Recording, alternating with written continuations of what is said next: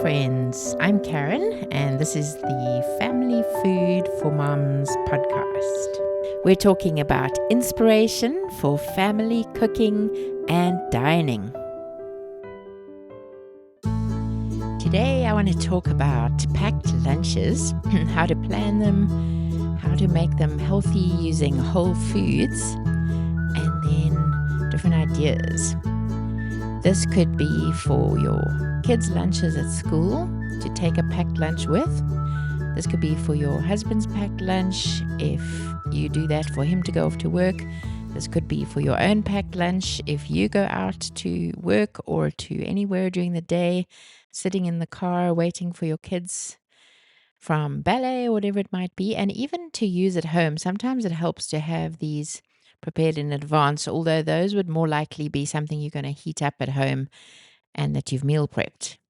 But a packed lunch would be something that can be eaten cold and generally be very hearty and nutritious and delicious.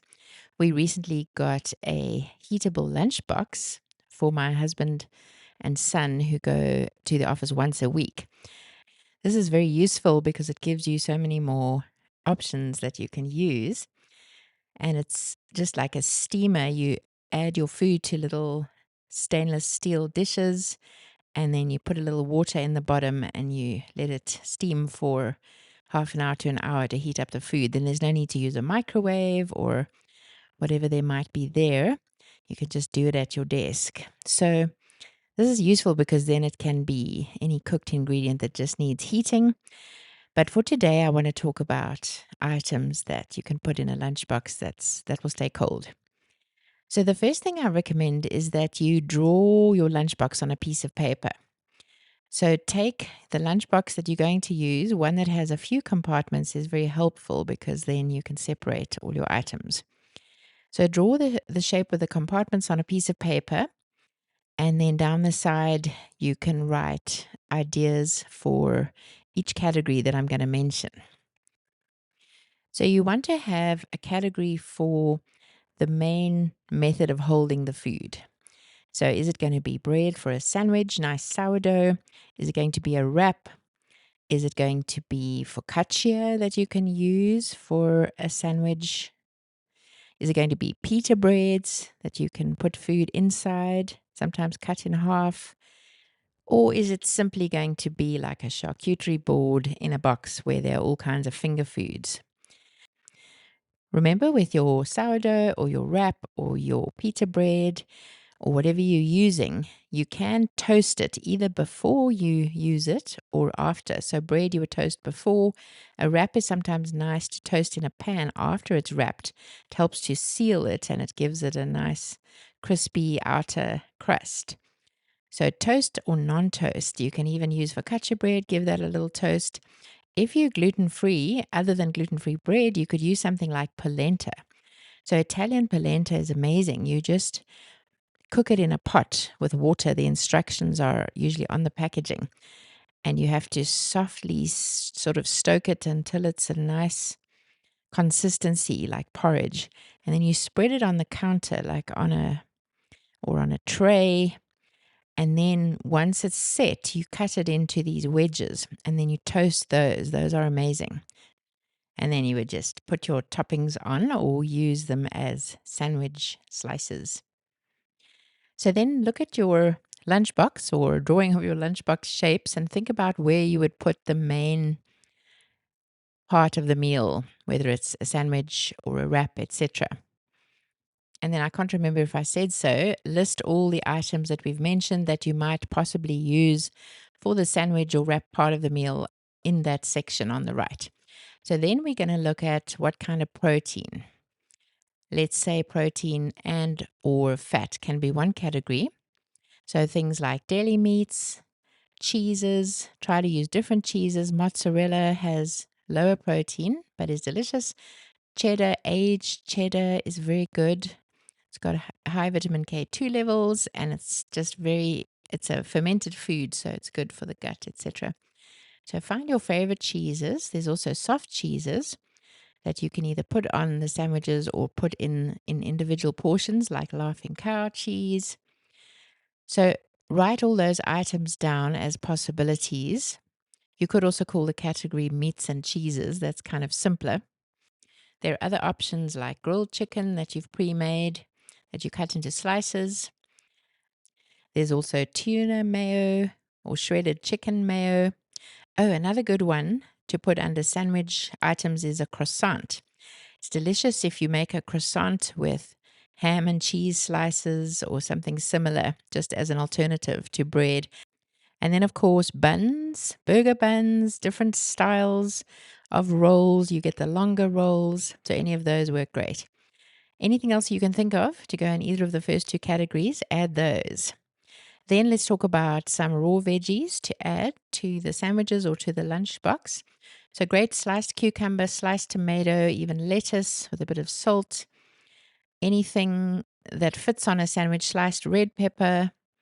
It's great to add those and make it crunchy and more interesting.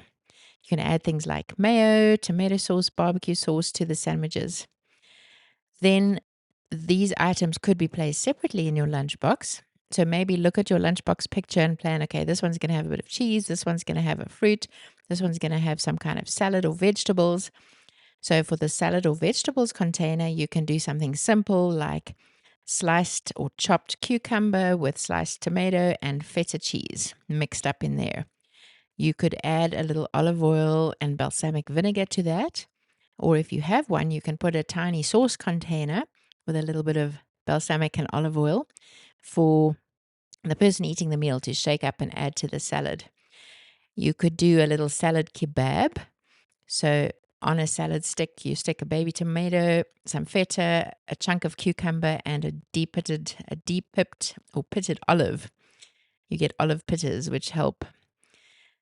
Then you could do just one kind of vegetable, maybe some sliced red pepper, or you could do some cucumber with a bit of basil pesto on it, or some sliced up artichoke hearts with a bit of salt. Anything that's a good vegetable. You could do a little carrot salad with a tiny bit of orange juice, so grated carrot with orange juice mixed in or kept separate in the little salad dressing container. You could do a few carrot sticks and cucumber sticks, maybe celery sticks to go with some hummus in a small container, or simply put the hummus in the bottom of the little compartment and add little carrot and celery and cucumber sticks on top of it. So write down all your ideas for your vegetable compartment. Then fruit. It's great to have some fruit. It adds a bit of sweetness and like a little treat to the meal. So blueberries, chopped strawberries. You could do chocolate-covered strawberries for a treat. You could do a fruit kebab, which has a grape, a piece of melon, a berry, anything like that on a little cocktail stick. You could do a few of those. You could do melon balls. There's sweet melon and various others, watermelon. You could do grapes. You could do sliced apple, perhaps with a little bit of almond butter to dip into. Again, you can put the almond butter in the bottom of the compartment and then add the apple slices above. Squeezing a little bit of lemon juice over the apple helps it not to get brown. So any fruit that you love, some chopped mango, papaya, those are all amazing in a lunchbox. Then you could have a compartment for nuts/seeds. So write down your favorites. I would add some pecans, some cashews, maybe some sunflower or pumpkin seeds, whatever you or your child or hubby like and enjoy. Then a compartment for dairy. This will be other than what you use on your sandwich or main part of the meal. The French often end their meal with some kind of cheese, and I believe it helps with digestion, or yogurt. So I hope that nobody is intolerant of dairy. If you are, perhaps you have other non-dairy products that you use. So some little wedges of cheese like cheddar, little mozzarella balls are delicious, buffalo mozzarella. You can use a little bit of yogurt with honey on top. Best to use unsweetened yogurt if we're talking about whole foods. So anything dairy-wise that fits into that small container is great. You can, to make it easy, buy pre-portioned cheese packages. As I said earlier, you could put a Laughing Cow wedge or one of those, but it is obviously better to use the fresh, hard cheese, goat's cheese, whatever cheese you enjoy. Then you can do a little dessert or treat, a small wrapped chocolate, or some chocolate chips sprinkled in one of the containers, perhaps with a fruit or in their own place if you have a space. Anything that is quick and easy and delicious to end the meal off with. In the salad section, you could do mozzarella balls with baby tomatoes and then tear up a few basil leaves to put on top, or some basil pesto and a little bit of balsamic vinegar on top of those. I mentioned the croissant with the ham and cheese slices. It also tastes great with chicken salad. So you cook the chicken breast and shred it up, add some sliced celery and a little bit of mayo, and put that on the croissant. That also works very well. And then think of creative ways to cut up your sandwiches or your croissant or your wrap so that it fits easily into the lunchbox, but also so that it's easy to eat in bite-sized pieces rather than one big thing where if you bite into it, then the insides fall out. French toast slices are also a good way to get more protein if you're going to put bread in the lunchbox. So you can pre-cook French toast with some egg and milk and then slice that and put it in the lunchbox. Creating a lunchbox can be fun and enjoyable. It's not easy as a mom because we have so much going on, and to find the time to do it creatively is not easy. So don't have too high expectations. Kind of keep it simple, especially when it's an extra busy day or afternoon. But if you can carve out half an hour to enjoy making it, that's great. And if you plan it in advance, knowing what you need to buy in advance and knowing what you need to prepare in advance, for example, cooking up the chicken breasts, then it really helps when you're putting it together.